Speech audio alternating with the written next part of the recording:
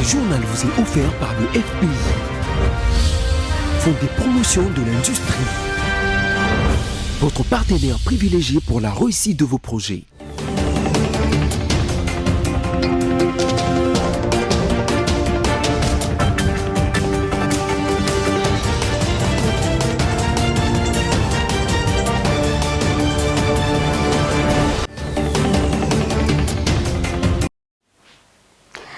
Voilà, ça a toujours été un immense plaisir de vous retrouver pour le compte de la grande édition sur BSC Télévision. Madame, Monsieur, bonsoir. Et voici les grandes articulations.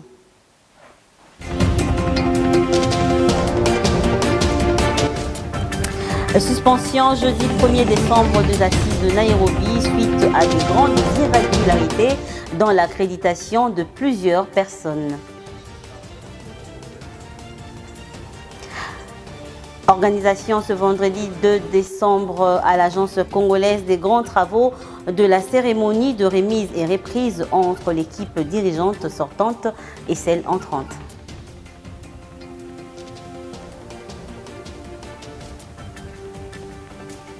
Et enfin, une cérémonie a été organisée ce vendredi 2 décembre à l'Institut facultaire des sciences de l'information et de la communication pour honorer ces cadres nommés à la tête des établissements publics.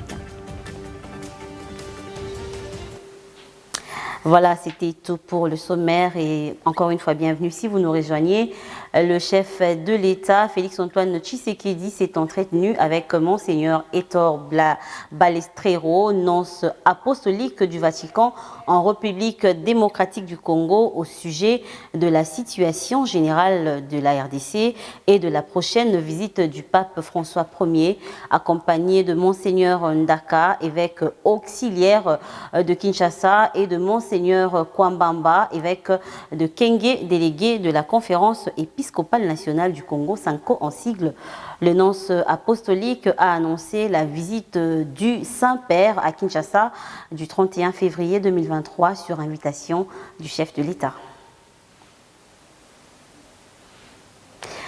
Les assises de Nairobi a été suspendues, comme je vous l'ai dit en sommaire, hier jeudi, pour des grandes irrégularités du glissement de plusieurs personnes dans l'accréditation sur le plan administratif. Il se trouve des personnes sous mandat ayant effectué le déplacement de Kinshasa à Nairobi sans être répertoriées. Au moment où les pourparlers de paix de Nairobi ont commencé à aborder des questions stratégiques, la vigilance tous azimuts de l'équipe présidentielle a permis de découvrir de grandes irrégularités. Sur le plan administratif, il se trouve des personnes sans mandat ni qualité ayant fait le déplacement de Nairobi, et sur le plan technique, il y a des doutes raisonnables sur le personnel et les dispositifs de prise de son et de traduction.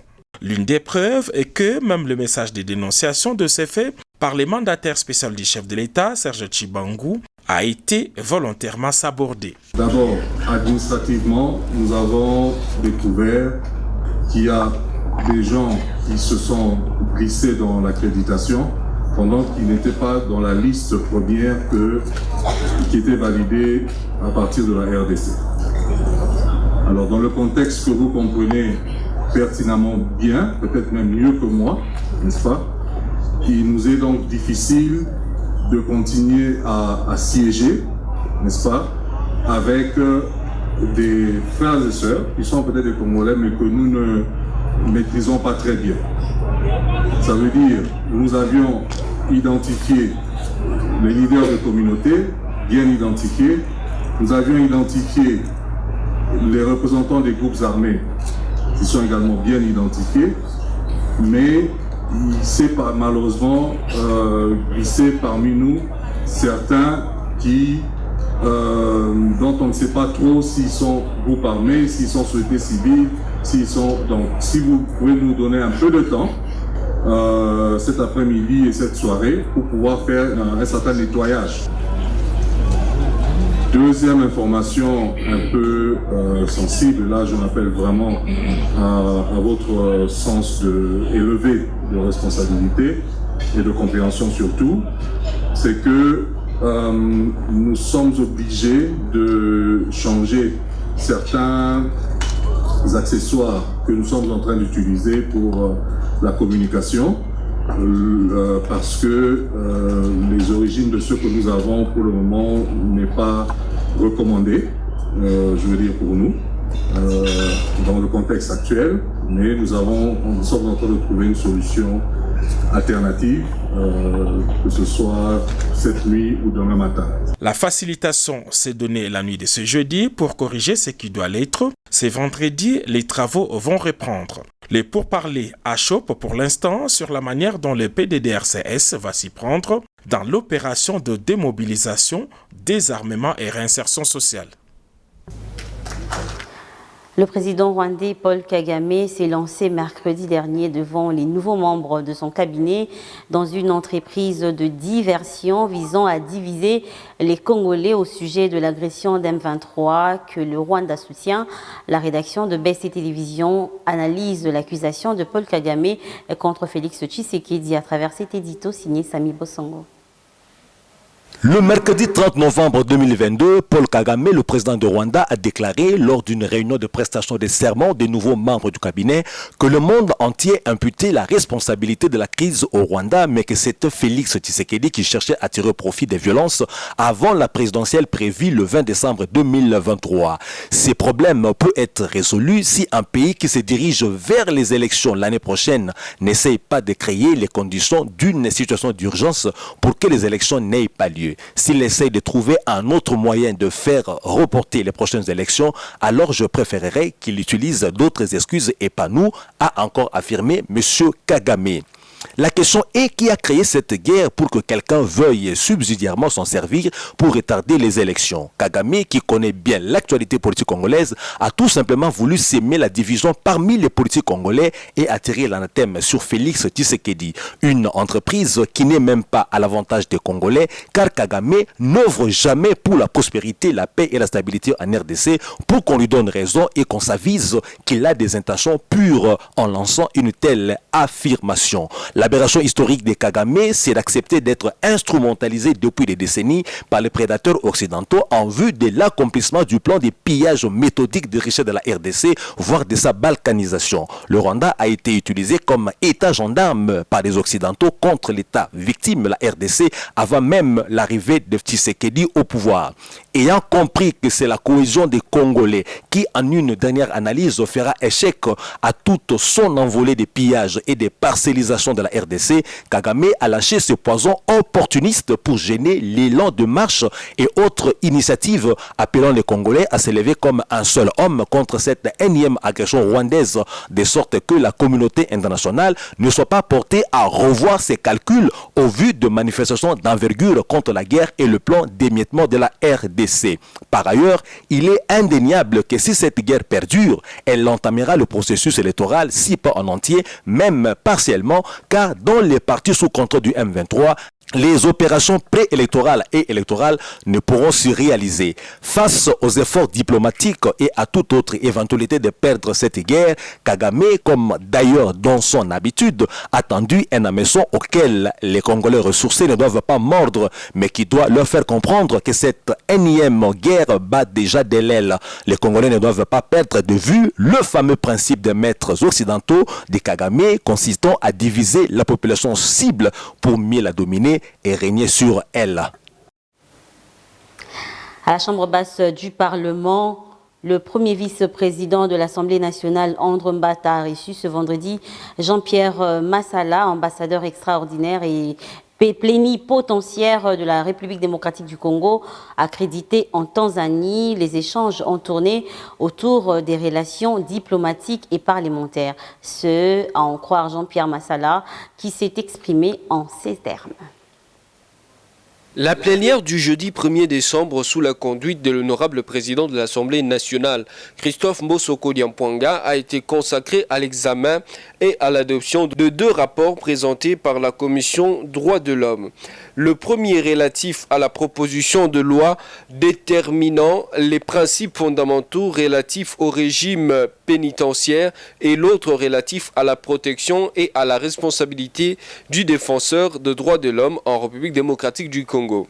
Après un débat approfondi pour enrichir ces deux textes de loi, un délai de 48 heures a été accordé aux élus du peuple pour le dépôt des amendements et la commission dispose de 3 jours pour le toilettage. S'agissant du premier texte, la commission a fait savoir qu'il est impérieux que le régime pénitentiaire congolais soit conforme à la Constitution et arrimé aux standards régionaux et internationaux en y intégrant les principes fondamentaux adoptés dans le champ pénitentiaire.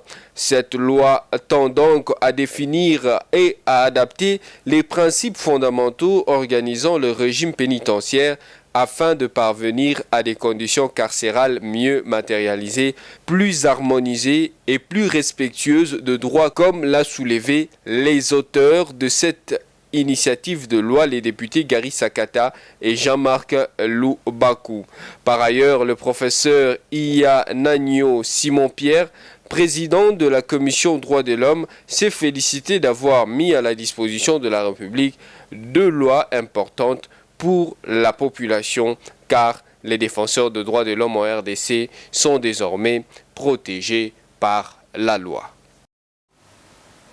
Voilà, corrigez avec moi, ce que vous venez de voir, c'était plutôt lors de la plénière du jeudi 1er décembre 2022. Les députés nationaux ont jugé recevable 2 propositions de loi. La première relative à la proposition de loi déterminant les principes fondamentaux relatifs au régime pénitentiaire et l'autre relatif à la protection et à la responsabilité du défenseur des droits de l'homme en République démocratique du Congo.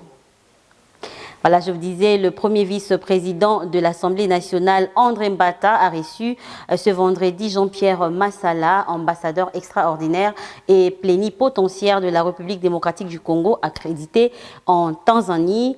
Les échanges ont tourné autour des relations diplomatiques et parlementaires. Ce, à en croire Jean-Pierre Massala, qui s'est exprimé en ces termes.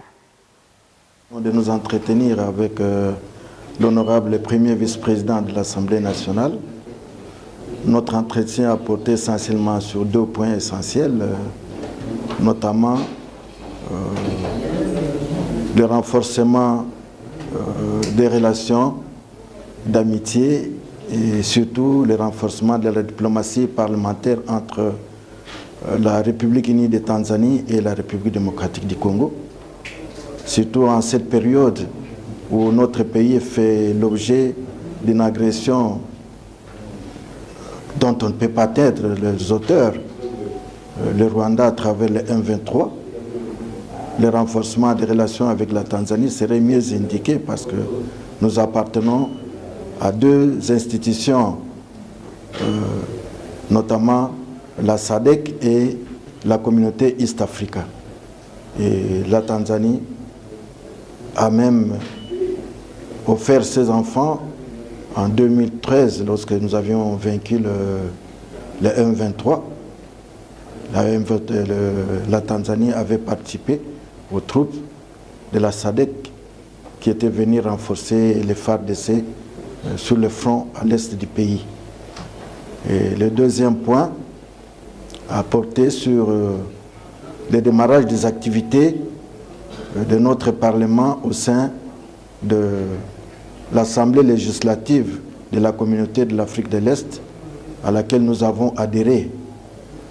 Et nous sommes venus échanger avec le premier vice-président pour que le plus tôt possible, notre Parlement puisse mettre à la disposition du secrétaire général de l'Assemblée législative les noms de 9 parlementaires qui feront partie de l'Assemblée législative de l'Afrique de l'Est qui doit démarrer les travaux le 18 décembre de cette année. En Ituri, l'exécution des travaux du programme de développement local de 145 territoires en territoire d'Irumu réjouit la population. Constat fait sur terrain le démarrage de la construction de 11 écoles et 6 centres de santé. Un reportage de nos confrères de la presse locale.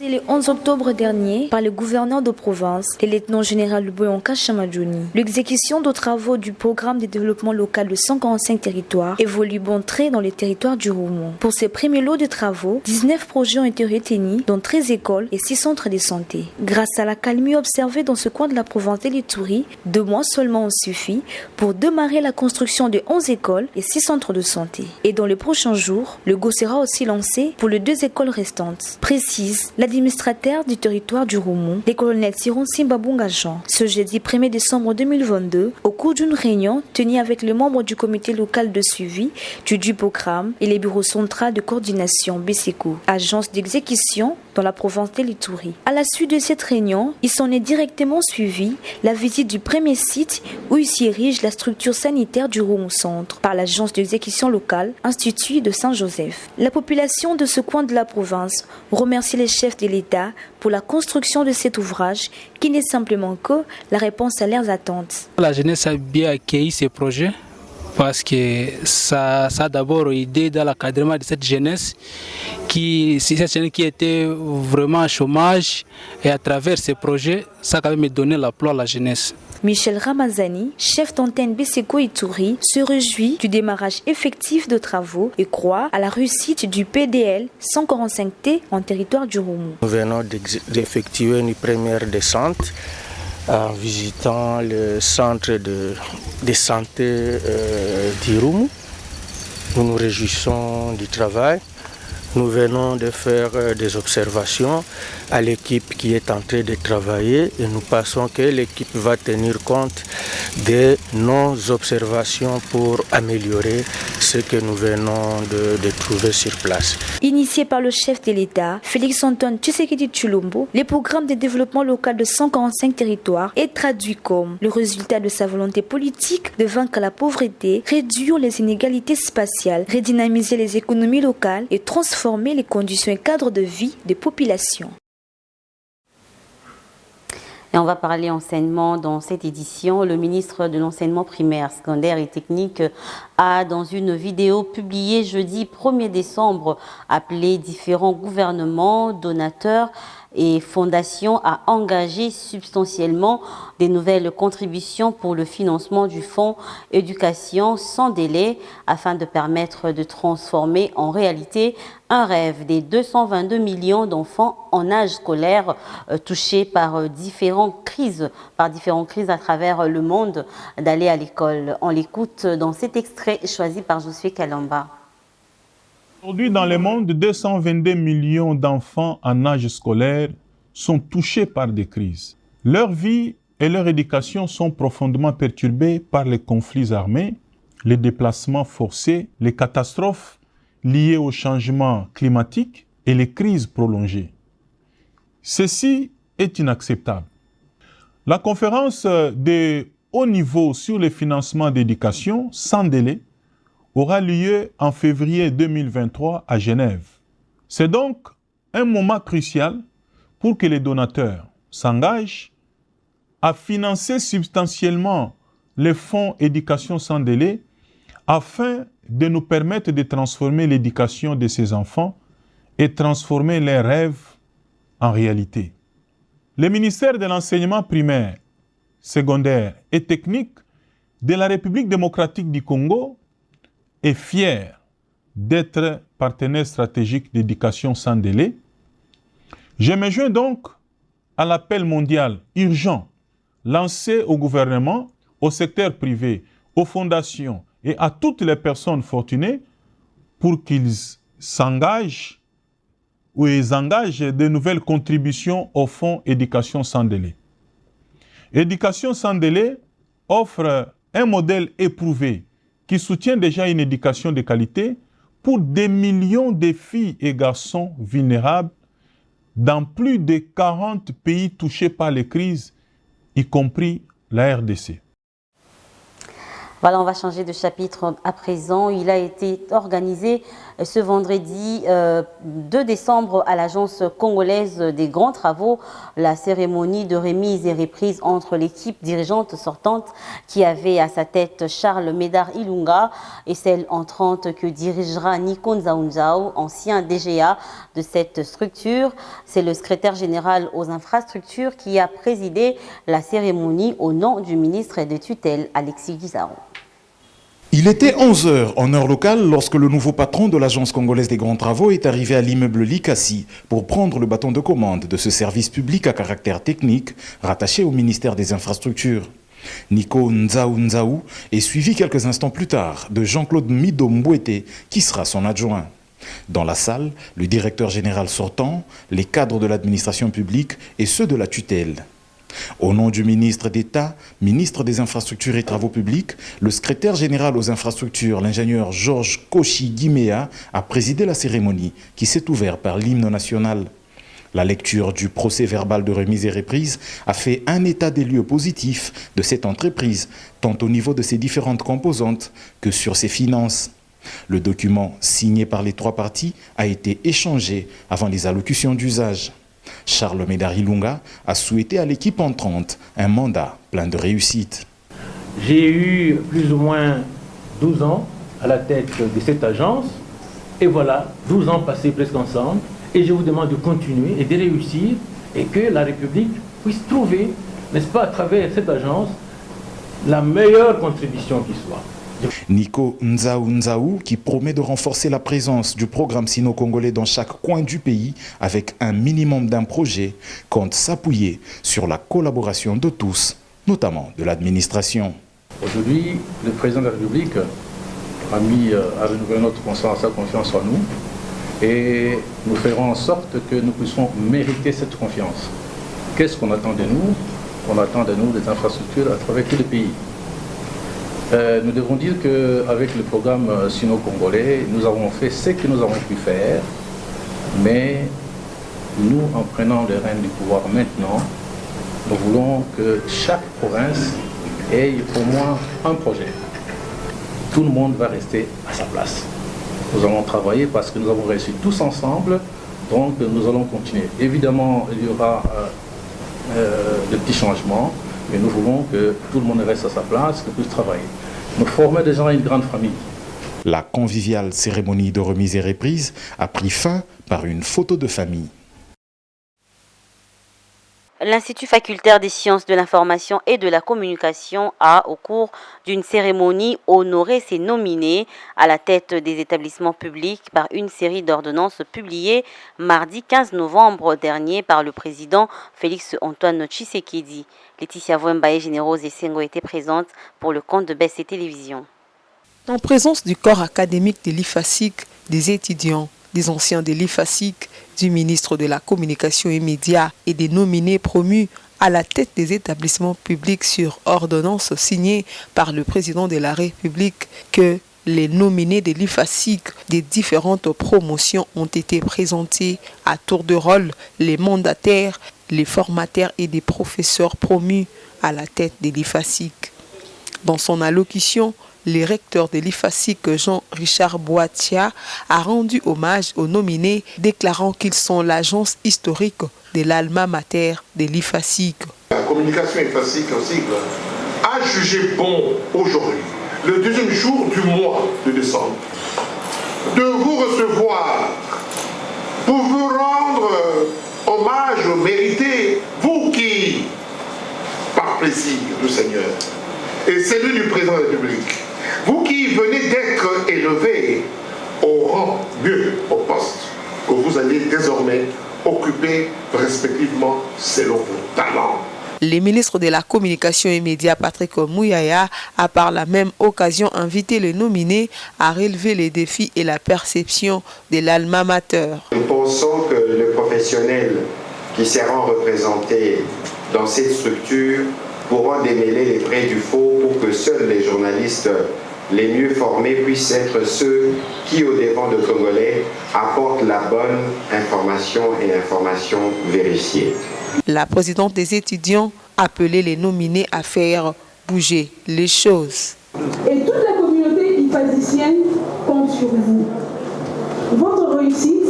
sera la nôtre.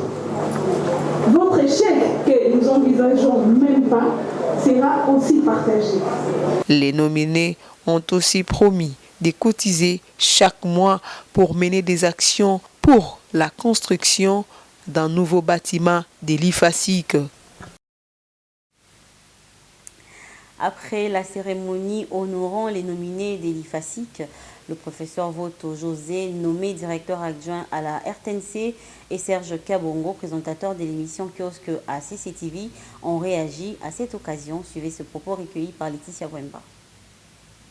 Mettre à temps, à profit un temps pour découvrir la maison par un état de lieu, ce qui nous permettra de nous projeter peut-être dans les 3 mois, dans l'année, dans les 3 ans, dans les 5 ans, pour que nous puissions changer l'image de cette boîte qui est la boîte, qui est notre maison à nous tous. Nous remercions ceux qui nous ont fait confiance, le président de la République, tous ceux qui nous ont fait confiance pour que nous puissions être là. L'IFASIC qui nous a formés, la carrière par laquelle nous sommes passés, qui nous a amenés là. Donc c'est un sentiment de satisfaction, mais aussi une lourde responsabilité parce que la RTNC, c'est une grande boîte. Et nous pensons que nous serons à la hauteur. En fait, ici, je suis venu rendre hommage à l'IFASIC. Je suis venu rendre hommage à cet alma mater qui m'a tout donné. Toute ma formation, pendant 5 ans, c'est ici. Et si je suis ce que je suis, si aujourd'hui je suis honoré par l'ordonnance du président de la République qui m'a investi, c'est entre autres parce que j'ai été à l'IFASIC. Je suis venu dire aux jeunes, je suis venu donner un message de l'espoir pour dire aux jeunes, ils peuvent être comme moi, ils peuvent être comme Mouyaya, ils peuvent être comme Léon Richard Kassonga. Ils peuvent aussi nous dépasser parce que nous tous, on est passé par cet auditoire-là. Nous tous, on est passé par ces préaux ici. Donc, les étudiants doivent comprendre que la formation, c'est vraiment indispensable pour toute la jeunesse. Donc, c'est un défi pour tous. Quel que soit votre niveau où vous êtes placé, c'est un défi. L'image des anciens des l'IFASIC doit être rehaussée à travers vous. J'aimerais ramener, ou plutôt commencer cet hommage au professeur Tarsis Henri Kassongo Mwema, Yamba Yamba, de Moutoni, Mwikalebwe Wakabingandu, il aimait bien qu'on récite bien son nom, par rassurer nos heureux nominés, que je ne veux pas gêner ou gâcher notre fête par de propos émotionnels qui assombriraient le fier chandelle qu'est l'IFASIC a allumé pour vous, ni pour contrer le bon vent que tous les amis de la Miss vous souhaitent pour les réalisations épanouies de vos nouvelles carrières. Allez, football à présent. Maroc, premier du groupe F avec 7 points plus 3 après avoir battu le Canada jeudi 1er décembre à Al Choumama Stadium par 2-1. Ce même jeudi, les dernières rencontres de la phase de poule ont été organisées. Et Samy Bossongo pour le récit. Affrontement de la 3e journée de la phase de poule dans les groupes E et F où 2 surprises ont été enregistrées. Les éliminations dès la phase de poule de la Belgique et de l'Allemagne, 2 mastodontes du football tant européen que mondial. Dans ces groupes, on a aussi noté 2 performances. Les victoires du Japon devant l'Espagne et l'Allemagne, ainsi que la première place occupée par le Maroc et le Japon, respectivement dans le groupe F et E. Jeudi 1er décembre 2022, dans le groupe F à Al Choumama Stadium, le Maroc s'est imposé face au Canada par 2-1 et à Ahmed bin Ali Stadium, la Croatie et la Belgique ont fait un nul vierge. C'est ainsi que le Maroc est classé premier grâce à ses 7 points plus 3 d'égal à virage, partageant la meilleure attaque 4 buts marqués et la meilleure défense 1 but encaissé avec la Croatie classée elle 2e avec 5 points. La Belgique est 3e avec 4 points moins 1 de goal à virage et le Canada bon dernier avec 0 points et moins 5 de différence de but. Le Maroc est le 2e représentant africain à se qualifier pour le 8e de finale dans ces mondiales. Dans le groupe E à Al Bayt Stadium, victoire de l'Allemagne devant Costa Rica 4-2 et à Khalifa International Stadium, le Japon a fait courber les Chines à l'Espagne. 2-1. Les résultats compilés de rencontres donnent le Japon premier avec 6 points plus 1 de différence de but, l'Espagne deuxième avec 4 points plus 6 de goal average, l'Allemagne 4 points plus 1 de goal average et le Costa Rica, la lanterne rouge, avec 3 points moins 7 de goal average. L'Espagne a la meilleure attaque avec 9 buts marqués, mais elle partage la meilleure défense avec le Japon, 3 buts encaissés par chacun d'eux. Ces vendredis ont été programmés dans le groupe H les rencontres Ghana-Uruguay à Al Janoub Stadium, Corée du Sud, Portugal à Education City Stadium à 16h local et dans le groupe G, Serbie-Suisse au Stadium 974 et Cameroun au Brésil à Lusail Stadium à 20h, heure des Qatar. Et puis on prend ce communiqué des fonds de promotion de l'industrie. La loi modifiant et complétant l'ordonnance loi numéro 89/031 du 7 août 1989 portant création de la taxe de promotion de l'industrie vient d'être adoptée. C'est jeudi 1er décembre 2022 au Sénat. Cette loi vient apporter des innovations et garde-fous pour les débiteurs insolvables du fonds de promotion de l'industrie. Voilà, c'est tout pour l'instant, mais pour vous qui venez juste de vous joindre à nous, voici l'essentiel à retenir.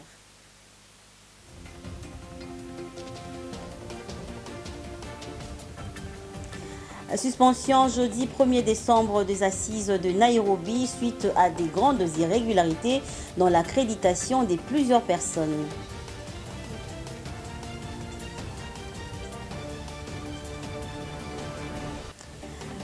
Organisation ce vendredi 2 décembre à l'Agence congolaise des grands travaux de la cérémonie des remises et reprises entre l'équipe dirigeante sortante et celle entrante.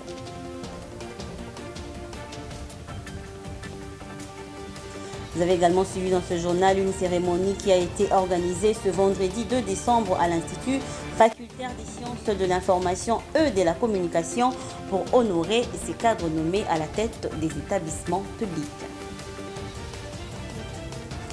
Et c'est la fin de cette édition, Madame, Monsieur. Merci à vous de nous avoir suivis. Portez-vous bien, prenez soin de vous, car chaque jour est une vie. Quant à moi, je vous retrouve prochainement, mais d'ici là, prenez soin de vous. À très bientôt et bonsoir chez vous.